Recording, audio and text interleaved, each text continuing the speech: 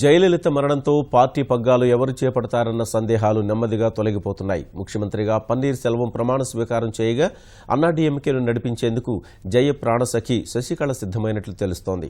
అందుకు తగ్గట్టుగా ఆమె ప్రణాళికలు కూడా రచిస్తున్నారని పార్టీ వర్గాలు భావిస్తున్నాయి.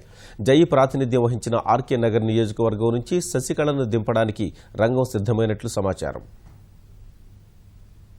జయలలిత లేని అన్నాడీఎంకేని ఊహించలేం. అంతా తానే నడిపించిన అమ్మ ఇప్పుడు లేకపోవడంతో ఆ పగ్గాలు ఎవరి చేతిలోకి వెళతాయన్నది ఆసక్తికరంగా మారిన అంశం. ఆ బాధ్యతలు జయ ప్రాణస్నేహితురాలు శశికళ చేపట్టే దిశగా పావులు కదులుతున్నాయి. ఈ దిశగా ఆమె పార్టీ శ్రేణులకు కొన్ని సంకేతాలు కూడా పంపారు.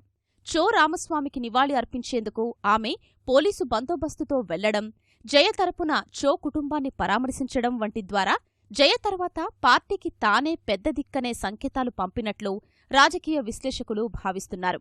ఇప్పటికే పలువురు మంత్రులు, ఎమ్మెల్యేలు శశికళ భర్త నటరాజన్ను కలుస్తున్నారు. ఇక ఆమె సోదరుడు కూడా క్రియాశీలకంగా వ్యవహరిస్తున్నారు. మొత్తం మీద శశికళ కుటుంబం ఇప్పుడు అన్నాడీఎంకేను శాసించే దశకు చేరుకుంది.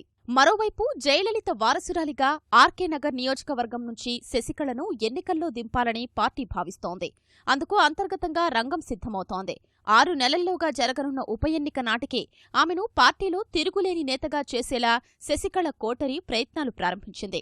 ఆర్కే నగర్ ఉప ఎన్నికల్లో ఆమె పోటీ చేయడం ద్వారా జయలలిత వారసురాలిగా అధికారికంగా ప్రకటించినట్లు అవడమే కాకుండా అనంతర కాలంలో అవసరాన్ని బట్టి అధికారాన్ని చేపట్టే అవకాశాలు లేకపోలేదని భావిస్తున్నారు. ఇక జయలలిత మరణాన్ని తట్టుకోలేక 77 మంది చనిపోయినట్లు అన్నాడీఎంకే ప్రకటించింది. ఆయా కుటుంబాలకు 3 లక్షల రూపాయల చొప్పున పరిహారమిచ్చి ఆదుకుంటామని వెల్లడించింది.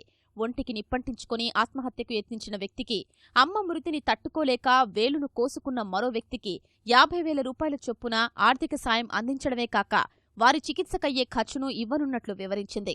అయితే 77 మంది చనిపోయింది జయలలిత ఆస్పత్రిలో చేరిన సెప్టెంబర్ 22 నుంచా లేదంటే మరణవార్త వెలువడినప్పట్నుంచా అనేది అన్నాడీఎంకే స్పష్టం చేయలేదు. కేంద్ర నిఘా వర్గాలు మాత్రం మొత్తం 30 మంది చనిపోయి ఉంటారని అంచనా వేస్తున్నాయి. ఇందులో అమ్మ మరణాన్ని తట్టుకోలేక 4 ఆత్మాహుతి చేసుకున్నట్లు తెలిపాయి.